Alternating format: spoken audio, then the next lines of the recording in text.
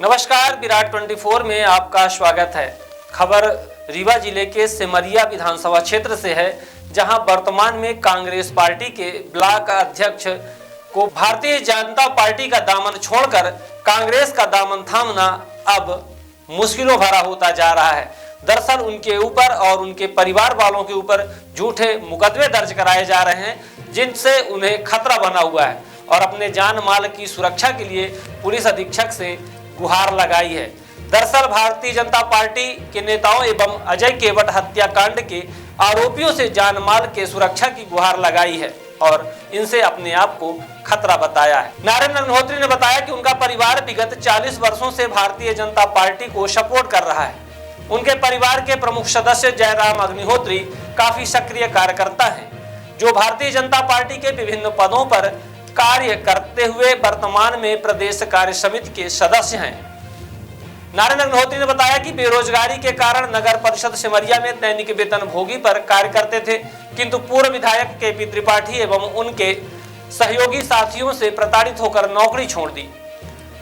उन्होंने बताया कि 2023 में हुए विधानसभा चुनाव में भारतीय जनता पार्टी के उम्मीदवार केपी त्रिपाठी को 600 से अधिक वोटों से करारी पराजय हुई। श्री त्रिपाठी को यह आशंका हुई कि उनके परिवार से उन्हें मतदान नहीं किया। विधानसभा निर्वाचन परिणाम के एक माह के अंदर उनके सगे चाचा जयराम अग्निहोत्री की राजनीतिक रंजिश के चलते दिन दहाड़े 18 से 25 वर्ष के अंदर के लगभग 14-15 नशेड़ियों को रीवा से भेजकर बीच सड़क पर जानलेवा हमला कराकर हत्या करवाने का प्रयास किया, जिसके मामले का आज दिनांक तक खुलासा नहीं हुआ और राजनीतिक दबाव के कारण धारा 307 तक नहीं लगी। तब से लेकर आज दिनांक तक केपी त्रिपाठी व उनके चाहने वाले लोग तथा भारतीय जनता पार्टी के कुछ लोग उनसे व्यक्तिगत रंजिश रखते हैं। नारायण अग्निहोत्री ने कहा कि कांग्रेस पार्टी द्वारा उन्हें 10 माह पूर्व ब्लॉक कांग्रेस कमेटी सिमरिया का ब्लॉक अध्यक्ष नियुक्त कर दिया। तब से लेकर वह कांग्रेस पार्टी की नीतियों के आधार पर सिमरिया क्षेत्र में काम कर रहे हैं। उन्होंने कहा कि नगर परिषद सिमरिया में विगत कई वर्षों से भारतीय जनता पार्टी के लोग विभागीय वसूली के नाम पर अवैध वसूली करते थे। जनहित को दृष्टिगत रखते हुए ब्लॉक कांग्रेस कमेटी द्वारा विरोध किया गया, जिस पर कलेक्टर ने जांच के बाद पूर्ण रूपेण विभागीय वसूली बंद करवा दिया। साथ ही दिनांक 11/11/2024 को दिन दहाड़े बीच सड़क पर भारी बाजार में सिमरिया निवासी अजय केवट की चाकुओं से गोदकर जघन्य हत्या कर दी गई, जिसका शव सतना तिराहा सिमरिया में रखकर मृतक की पत्नी व पीड़ित परिवार चीख चीख कर न्याय की गुहार लगा रहा था। तब ब्लॉक कांग्रेस कमेटी सिमरिया पीड़ित परिवार को न्याय दिलाने के लिए पीड़ित परिवार के साथ रही। साथ ही उन्होंने कहा कि इसके बाद पुलिस प्रशासन द्वारा विधायक सिमरिया सहित उनके ऊपर आपराधिक प्रकरण दर्ज किया गया, जबकि दिनांक 4 अगस्त 2024 को भारतीय जनता पार्टी के कार्यकर्ताओं द्वारा उसी स्थान पर निर्दोषों को फंसाने के लिए धरना प्रदर्शन किया गया था, तब उनके खिलाफ कोई कार्यवाही नहीं हुई। साथ ही नारायण अग्निहोत्री ने कहा कि राजनीतिक रंजिशन उनकी धर्मपत्नी, जो ग्राम पंचायत चकदही की सरपंच हैं, अधिकारिता विहीन पद का दुरुपयोग करते हुए थाना प्रभारी सिमरिया द्वारा मार्च 2024 के आवेदन पत्र पर बिना किसी जांच पड़ताल के सरपंच, सचिव, जीआरएस को नोटिस इत्यादि न देकर, जवाब न लेकर राजनीतिक इशारों पर मनमानी तौर पर फर्जी अपराध पंजीबद्ध कर दिया। उन्होंने कहा कि उनकी कई दिनों से रेकी करवाई जा रही है, उनकी हत्या करवाने का प्रयास किया जा रहा है।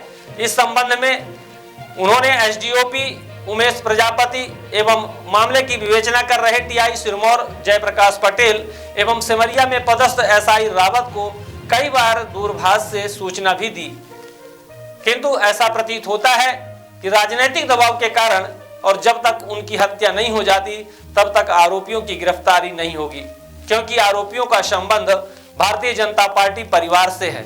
कुछ सक्रिय कार्यकर्ता और कुछ पदाधिकारी हैं, जिनसे उनकी जान को खतरा है। आइए सुनते हैं कांग्रेस पार्टी के ब्लॉक अध्यक्ष नारेंद्र अग्निहोत्री ने और क्या आरोप लगाते हुए शासन प्रशासन से क्या मांग की है।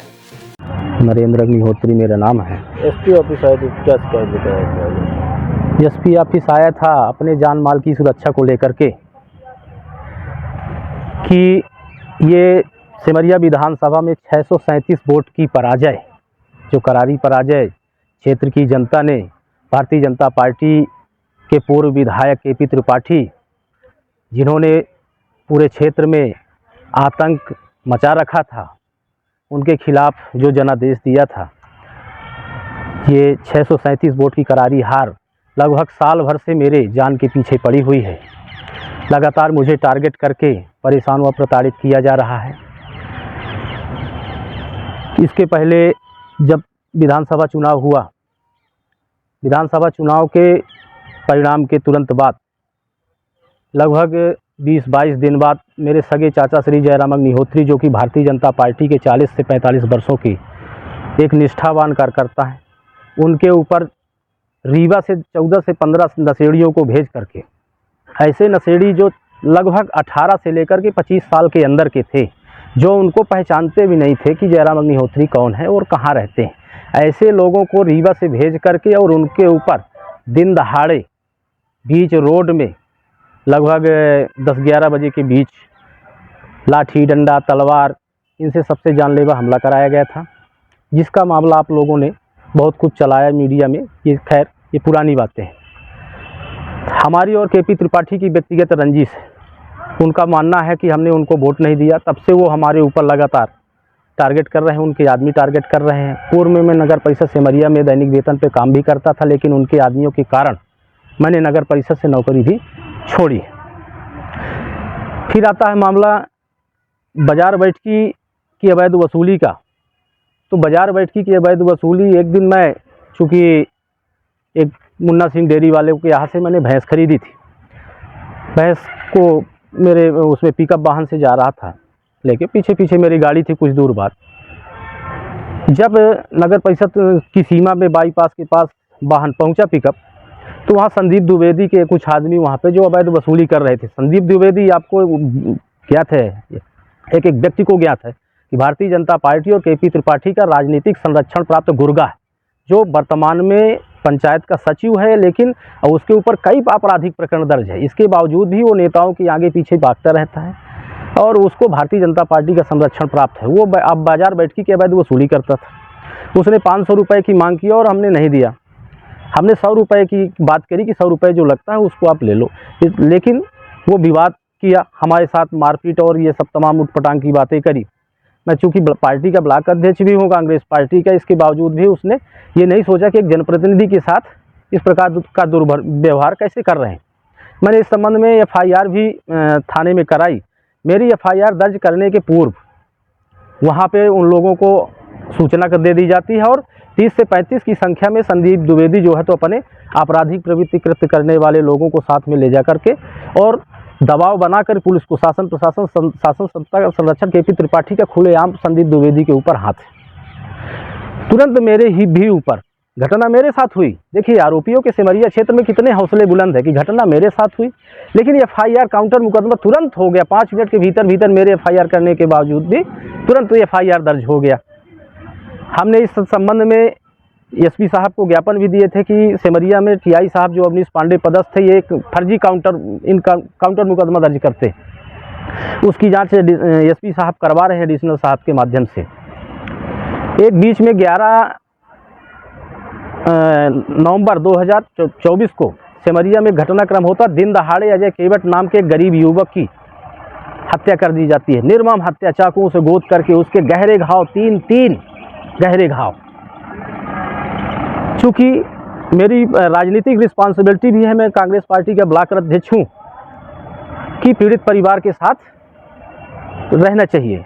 मैंने पीड़ित परिवार के साथ उनके जो मांग थी जायज़ समझा और उनके मांग के समर्थन में मैं भी उनके साथ बैठ गया धरने पर। लिहाजा उस धरने पे ये था कि जो अवनीश पांडे जी हैं, उनकी घोर लापरवाही से इस प्रकार की हत्या हुई है। पीड़ित परिवार पूर्व में 5-5, 6-6 बार रिपोर्ट कर चुका था, किंतु उसकी कोई सुनवाई नहीं हुई।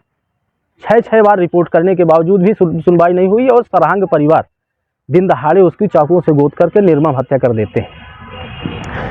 इसके बाद देखिए हम लोगों ने जो दबाव बनाया था कि TI साहब को हटाया जाए, इनका लुंज पुंज प्रशासन है, कानून नाम की कोई चीज़ नहीं है। तो TI साहब को फिर छुट्टी पे भेजा गया 7 दिन की, और इसके बाद 19 तारीख को SP साहब ने हटा दिया।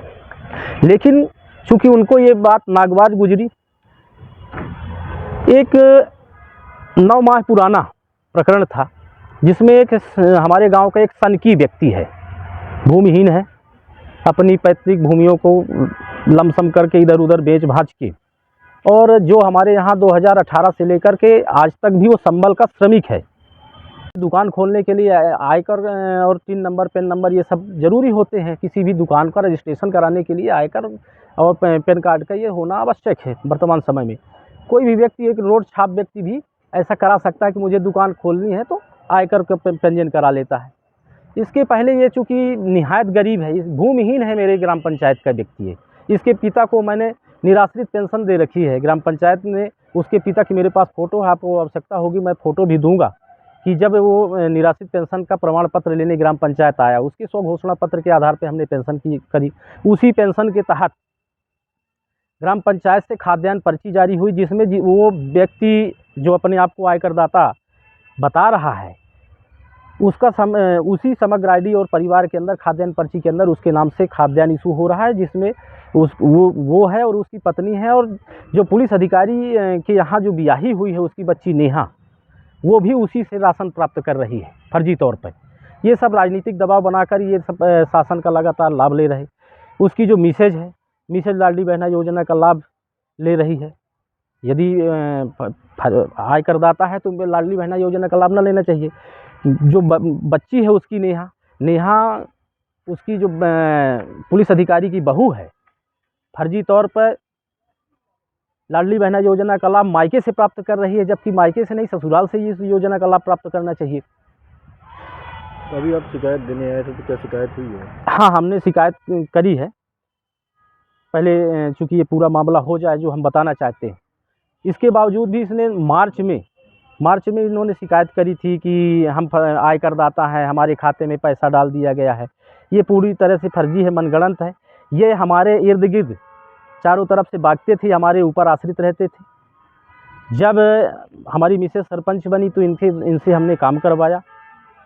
ये काम करते थे, टैंकर इत्यादि माल परिवहन, भाड़ा परिवहन का काम करते थे। इनके पास ट्रैक्टर थे, इनके पास बाकी भूमिहीन है, ना नौकरी है ना चाकरी है। आज ये चाहे जितने भी अपने आप को करोड़पति बताएंगे, टुकड़ों पे पलने वाले व्यक्ति हैं। ये पूरा गांव जानता है, क्षेत्र जानता है किस स्वभाव के व्यक्ति हैं। तो इनको हमने, इनके कहने पे, इन्होंने जब रिकॉर्ड उपलब्ध कराया अपनी और अपनी पत्नी का, इन्होंने इच्छा जाहिर किया। उसमें नियम है कि यदि कोई भी पंचायत के अंतर्गत काम चल रहे हैं, यदि ग्राम पंचायत का कोई भी निवासी यदि कहता है कि हमको मनरेगा के कार्यों में शिफ्ट होना है, तो उसके मौखिक आवेदन पर, रिकॉर्ड उपलब्ध कराने पर जॉब कार्ड बनाया जाकर उसके खाते पे उससे काम लिया जाएगा। हमने इनसे काम लिया। चूँकि ऐसे काम पंचायत के अंतर्गत होते हैं, जैसे मान लीजिए कि कहीं पे काम चल रहा है, टैंकर परिवहन कौन करेगा? टैंकर कोई व्यक्ति थोड़ी ना परिवहन करेगा। कहीं काम चल रहा है तो हमको टैंकर मंगाना है। मान लीजिए कि एक टाली पत्थर मंगाना है, या कि कहीं पे फंस गया है तो उसमें ट्रैक्टर से जुताई करवाना है, कुछ भी करवाना है, तो उसमें शासन से निर्देश ऐसे नहीं है कि वो हमने कोई वो किया। तो हमने दिया इनको, इन्होंने आवेदन दिया, वो आवेदन लगातार लंबित पड़ा रहा। टीआई साहब ने कोई कार्रवाई नहीं किया उस पर, चूँकि उसमें कुछ बनता भी नहीं था।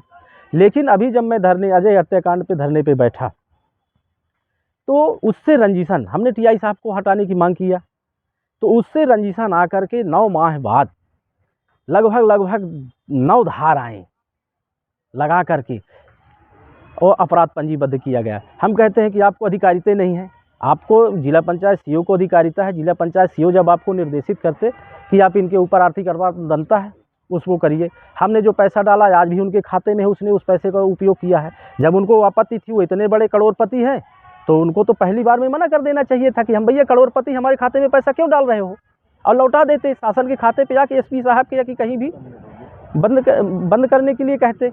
लेकिन इन्होंने बंद करने के लिए नहीं कहा कि पैसा बंद किया जाए। ये लगातार 6 महीने हमसे पैसे लेते रहे, उस पैसे का इन्होंने उपयोग किया। लेकिन साल भर बाद जब इनके मन मुताबिक, ये हमारी पत्नी को परेशान करते थे, अनावश्यक 5 लाख रुपए की अधिक मांग करते थे।